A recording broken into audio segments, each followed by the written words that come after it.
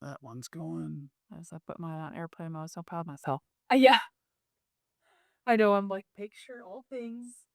All right, you are set, and I will sit here. Will it record me if I drink something? It picks up everything. And so then do you edit it? I do. So I do. Yeah, so they can edit anything. that's a good thing. Yes, don't worry about ums, ahs, and all that kind of stuff, because we'll edit all of that out. So and then I'm just, if you see me sitting here staring at this black cube, all your levels and everything are on here, so that's what I'm watching. Perfect. Do you need any testing, or is everything looking good? You've been testing this whole time. While you guys have been talking. Okay. Awesome.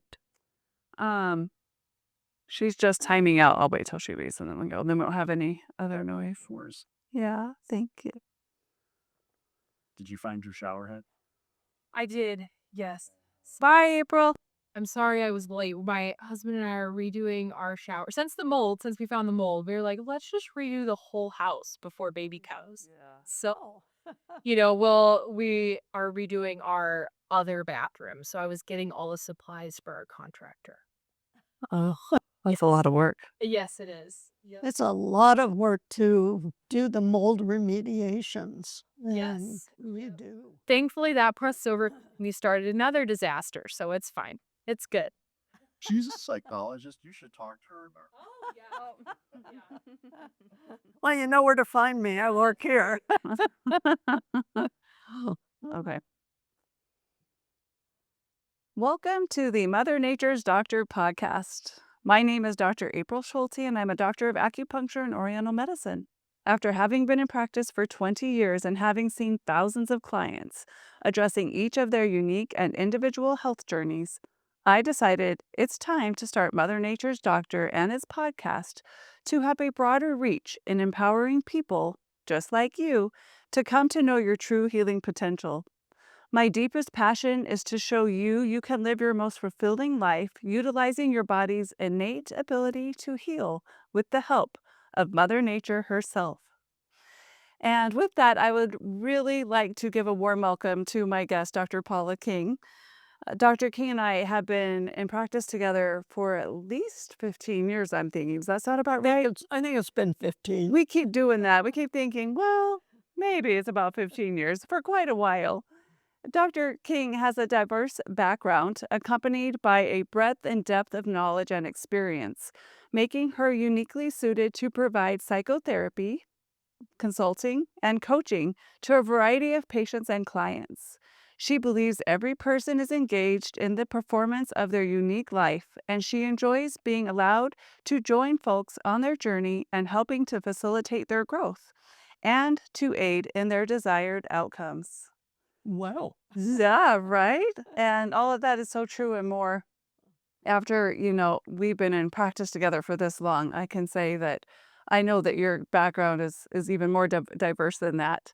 And I'm sure we'll be touching on that today. But we chose the topic of the mind-body connection when it comes to performance. Yes. Yeah. And what does performance mean to you? How do you see performance showing up with clients in their lives? Well, I think all of us perform every day of our life, and we perform differently in different roles.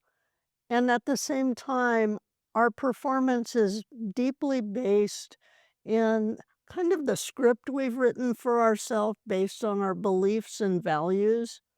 And so my beliefs and my values come with me into each and every role that I'm in life, even the role that I have within myself, separate from other roles I live out in the world. So I think we're always performing to some degree based on what we believe in and how we want to live our lives. Right. How we want to show up in our lives daily, maybe with our families and our friends, but also with our jobs. Certainly, that's a performance. Yes. And then, of course, there are athletes. You're also a sports psychologist specifically. Yes. And you've written a great book called A Trust Walk. Mindful golf. Mindful Golf. A Trust Walk. Right? Yes. Okay. Yes. Yes. The first title is A Trust Walk, and then under that is Mindful Golf. And how did you come to write that book? Well, I was working with professional golfers in Phoenix. So I was on the PGA Tour off and on for about 10 years. And Phoenix, of course, is the mecca for professional golfers, one of a few meccas, but it's a big one. And I was also writing articles for the Arizona Republic, which is the daily newspaper in Phoenix. So when I was out on tour and also writing, I got to spend time with a number of professional golfers and had the chance to really talk to them about the mental game and what they brought to the mind game and how they use their minds. And so the book is a compilation of both interviews that I did while working for the newspaper, as well as times spent working with and talking with professional golfers. And I also worked with quite a few amateur golfers from Arizona State University, as well as junior golfers and their parents. So it was a wide variety in sport. Right. And that as athletes and as a dancer, I can say that my mindfulness and my intention when it comes to what outcome I would like to have, and I keep it at the top of my mind. I've learned this whole idea of imagery to get what I want when it comes to Yes. anything I've done now in life. I've realized actually one of my first experiences was as a musician, and I was competing for first chair. And I wanted that first chair, and I would see it in my mind's eye in my audition going just as smoothly as possible. And since then, now at age 49, I'm really seeing how that's useful even to get through a day. Just to even see myself getting through the day in the way that I want to show up in the world.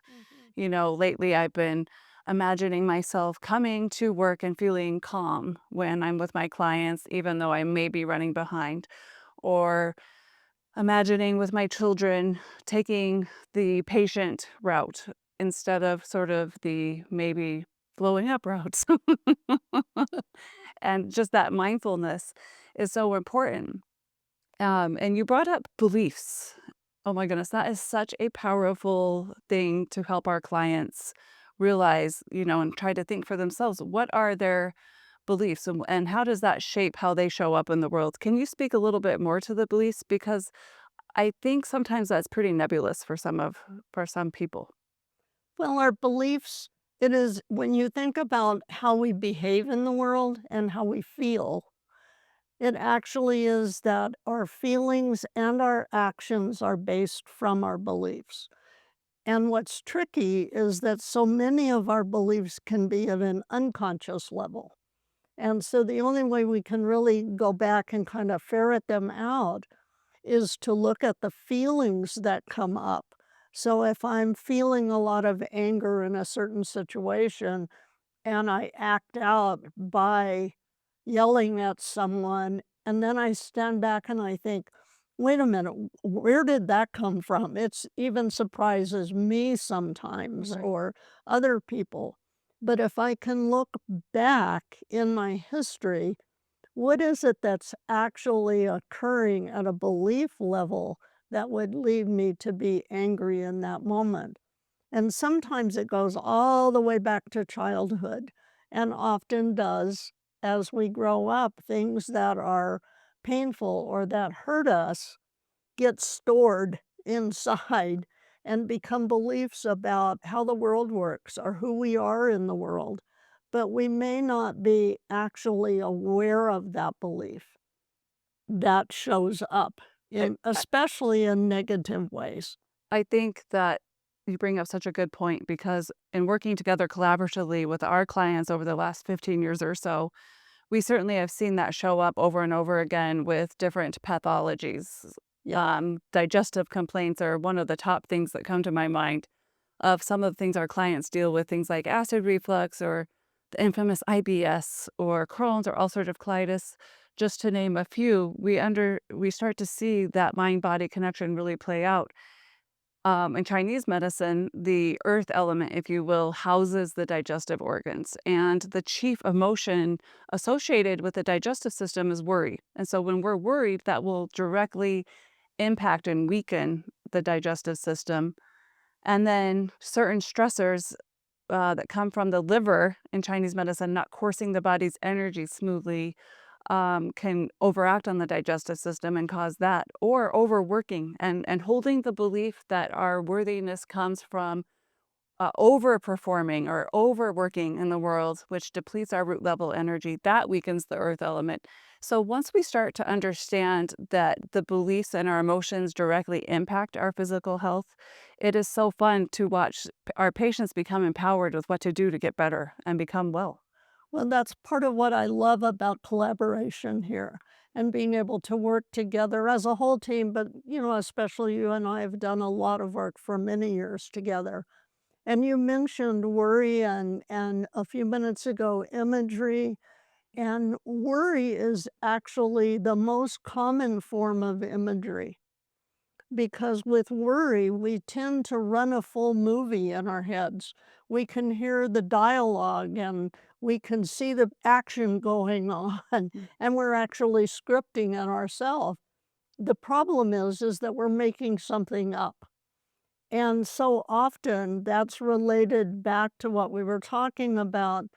I think about so often with the folks that we see that have digestive issues, that one of the things that I come to recognize is how often what they are dealing with, not only in terms of belief system, but also in terms of their sense of self, is going back to what I've always called the wounded child. Hmm. None of us get out of childhood without woundedness.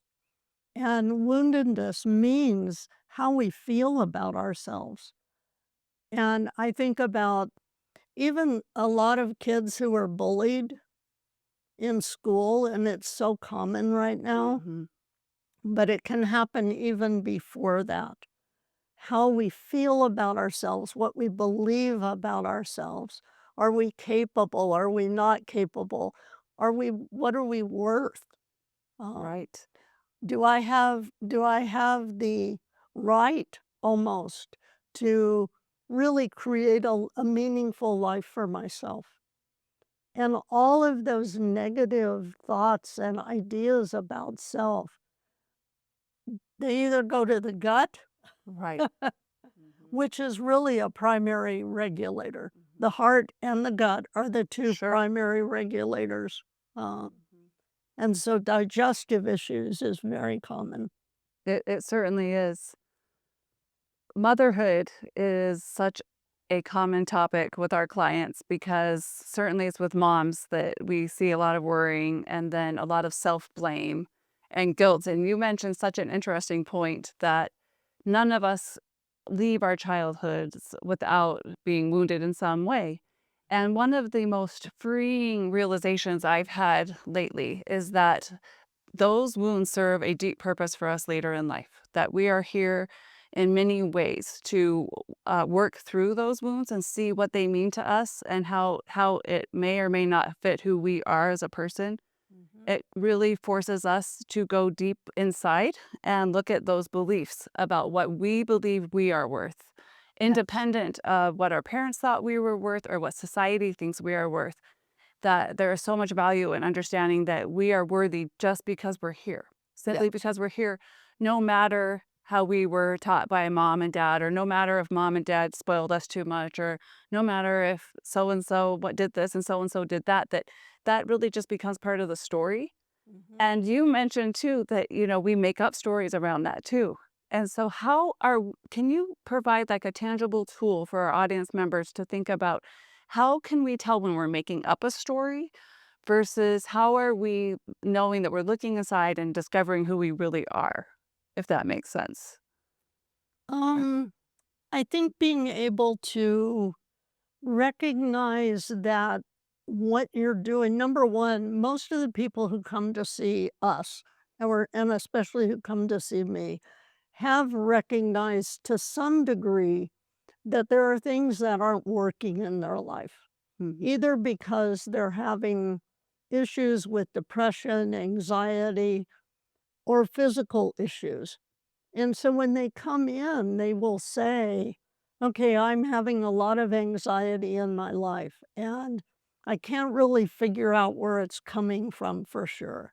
And so part of the work that I do with them is through asking open ended questions and kind of guiding in that way, but guiding them into looking at their history and talking about, okay, tell me about how it was growing up in your family, for instance. And just that kind of open question often gets a person to begin talking about things. And then I can ask other questions that just help them focus in on maybe some of the woundedness that they're carrying forward. Um, and then connecting that to, okay, what's happening in your life right now that might be mirroring some of that. And if you're having anxiety that's not working for you, how else can you think about those experiences? How else could you frame them? Just as you were saying, in a way that promotes you to grow. How can it be helpful to you to recognize where they're coming from? And what belief would you want to hold about that part of your life or that experience, sitting in your chair, who you are today, going back and maybe talking to that child? I have people do a lot of work where I'll do empty chair and have them bring the wounded child up and have a conversation with the child and talk to the child about, okay, this is who we are now, and I'm here to protect you, or I'm here to help you understand. Right, those are things that the wounded child may want to hear, Yep. You are loved, you are worthy. Yes. I often speak of our emotions as our personal GPS system, they help guide us through life, and that's one of the dangers that I feel is true with so many of the medications that are out in the world today. I'm not saying that there's never a place for drugs like antidepressants or some of the anti-anxiety medications that are out there, but when we mute the body's natural response to certain situations or that may be challenging our belief systems, it can rob us of the opportunity of really looking inside and identifying, okay, what do I actually believe? How are these emotions serving me? And how can I move forward and show up in the world the way I want to? Which might bring us full circle to the topic of this conversation, which is going to be performance. And, um, it's so easy to sort of divert from the primary topic because you start to see how related they really are, you It's know? all connected. Hmm. And Yeah. there's a place and a time, I believe, for medication. Um, I I think for me, when people come to see me, sometimes they're on medication, and I don't attempt to influence that necessarily in any kind of direct way. I don't prescribe meds. It's not my area of expertise. That said, if someone asks me, I encourage them to talk to their providers and to look at other ways to influence how they feel. And that's a big part of the work that we would be doing together. And that they may find that they need less meds. And then pulling in the rest of the team here at Healing Horizons can make a huge difference in terms of working with someone with anxiety or depression, bipolar, you name it, because acupuncture is so powerful. Homeopathy, uh, helping a person look at self care. You and I talk a lot about Good. self care, Yeah. and self care is all about performance in life. It's all about taking care of yourself and performing well on your own behalf. Performing well on your own behalf. Because Yeah. that's what's most important, right? How we show up for ourselves. Yeah, and you and I have talked a lot about the differences between being selfish, self loving, and selfless. And so many people are so confused about the difference between being selfish and self loving that I really like to talk about that with most everybody I see, because self-loving means that you pay attention to what you believe and you stand up for it and you speak for it. And you do that with as much respect, care, and compassion for others as is possible. And you can't do that without a strong sense of self-worth. That's right. Mm-hmm. And it's So selfish. selfish is I matter, you don't, particularly in how people talk and behave. Selfless is you matter and I don't. And most of the folks who come in who have been deeply wounded tend to come from a more selfless place because they really do not believe that they matter as much as pleasing other people in their life, because pleasing others was about survival. Right. And ultimately, we are here to survive. That's Yeah. our instinct as soon as we're born. You're right? Is that true? Yes. Mm-hmm. Yes. That's about surviving. One thing that I find fascinating about those who are selfless is the people in their lives who are close with them on the receiving end of that also suffer because it somehow feels less authentic when someone who is selfless is there to give, even though the person who's being selfless certainly is coming from a place of authenticity. It's can be received in a way that just doesn't feel meaningful to the receiver. Yes. I would agree. And I also think that selfless sometimes really limits the person that they're giving to in the way of sending a message that's not meant to be sent, but that the person on the receiving end isn't capable. They're not competent enough to take care of themselves and do it for themselves. I see that with parents and kids Right. sometimes. Yes. Because I work with adults. I don't work with any children now. Older teens, young adults, couples. Right. We sort of started our talk today, and we brought it up a couple times, this whole idea of imagery. Can you provide just a basic idea for our listeners on tools they can use to bring imagery to their lives? I found it as such a helpful tool for me once I was moving my house and moving my business, and I had 2-year-old twins, and I thought, oh my goodness, Paula, how am I going to make it through? And you gave me the best advice, which was to imagine being settled in all those places and Mhm. see myself there, which then is somehow gave the harder time that I was in. I was working very hard. I was exhausted, but it gave it a sense of meaning that took my focus away from the suffering that was going on to get to where I was going, to just sort of bringing my nervous system to a place of acceptance that I was going to achieve that goal. And that's where healing happens, by the way. Healing happens when our nervous system is nice and relaxed. So when we're really tense, it's hard for anything really to get done that's effective. Mhm. I was hoping you could give our listeners just some general tips on how to use imagery in their own lives. Okay. Um, I think of imagery as being different than what you read about most of the time. And you and I have talked about that. Most people talk about visualization. And being able to visualize things is only one way that we use imagery. Imagery is actually a sensory thought form. So that means that imagery incorporates all of our senses. So when you're wanting to practice something, like in my book, I have one section called armchair practice.